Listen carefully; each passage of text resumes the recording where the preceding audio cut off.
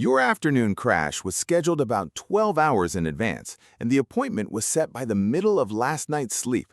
Not by your lunch, not by your inbox, by a clock buried in a cluster of roughly 20,000 neurons sitting just behind your eyes, running a timetable you never agreed to.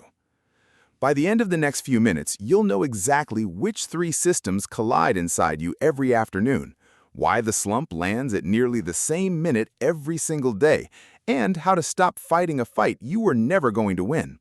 But hold on to this puzzle first. In sleep laboratories, researchers have kept volunteers in dim light with no lunch at all, nothing but tiny identical snacks every hour, and those people still crashed in the early afternoon. No meal, same slump. Keep that in your pocket, because the reason why lands at the very end. Start with what's piling up in your skull right now. Every second you're awake, your brain cells burn a fuel molecule called ATP, and burning it leaves a leftover behind, adenosine. Adenosine drifts out and settles into receptors that quietly whisper, "Slow down." The longer you've been awake, the deeper the pile. Scientists call it sleep pressure. Picture a mountain of sand growing from the exact moment your eyes opened this morning, 1 grain per second, all day. Deep sleep is the only thing that sweeps it away. By 3 in the afternoon, that mountain has been building for 8 or 9 hours straight. So if sleep pressure only goes up, you should feel steadily worse from breakfast to bedtime. You don't. Most people feel noticeably sharper at 7 in the evening than they did at 3. That's the second system, a rhythmic alertness signal from that internal clock, rising and falling like a wave across 24 hours.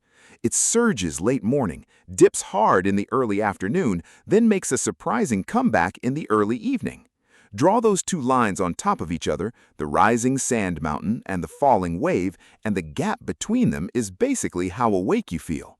In the early afternoon, the gap closes. Here's where it gets stranger. Your core body temperature isn't a flat 98.6. It swings by roughly 1 degree Fahrenheit across the day, and your alertness tracks it, almost like a shadow. As temperature climbs, reaction time sharpens. When it flattens and dips in the early afternoon, so does your focus, your word recall, your patience with a slow-loading spreadsheet.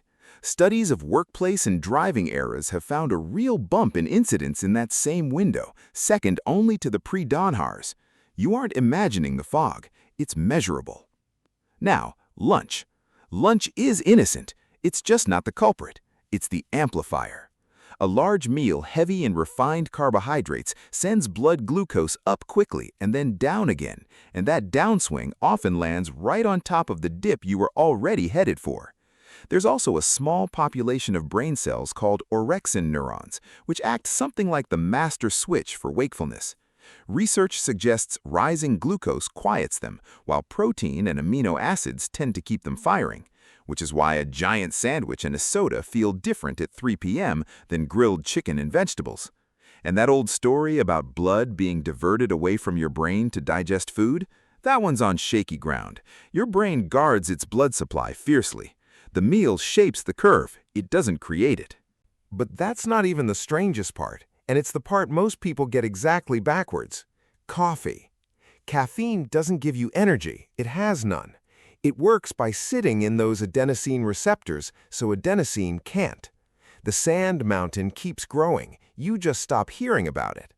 And caffeine has a half-life of roughly 5 to 6 hours in most adults, meaning a coffee at 3 p.m. can still have about a quarter of its caffeine circulating when you're trying to fall asleep at midnight. Worse sleep means less adenosine cleared overnight, which means a taller pile tomorrow, which means a harder crash tomorrow. That's how one afternoon coffee becomes a loop. Then there's the thing you almost certainly aren't getting enough of, light.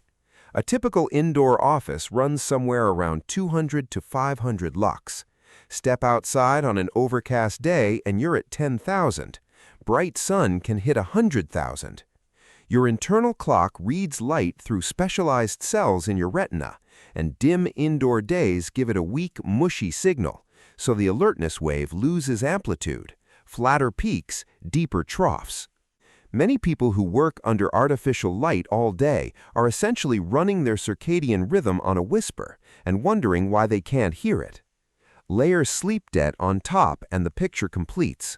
Shorting yourself even 40 minutes a night doesn't feel dramatic on any single day, but it accumulates.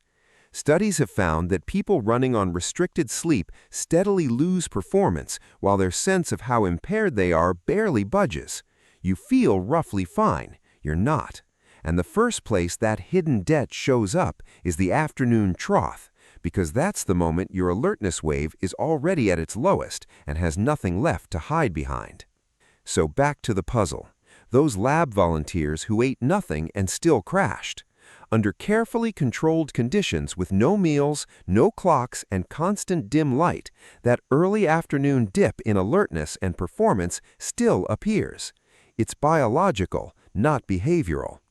And it shows up across the world, in cultures with a formal siesta and cultures without one, in farmers and in office workers.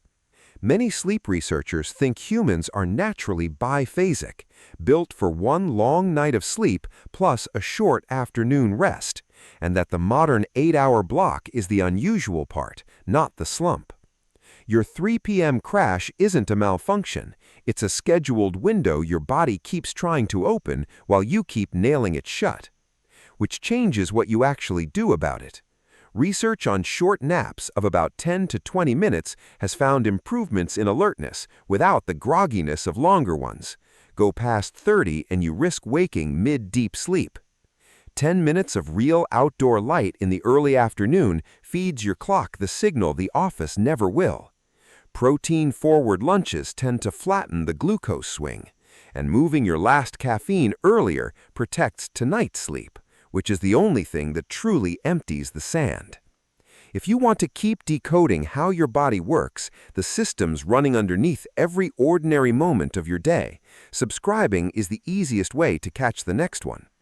And speaking of the next one, what really happens inside your body after one night of bad sleep breaks down the exact hour-by-hour cascade, and there's one finding in there about your appetite hormones the following morning that genuinely surprised me. One last thing before you go. Everything here is educational, a look at how healthy human physiology works, not medical advice.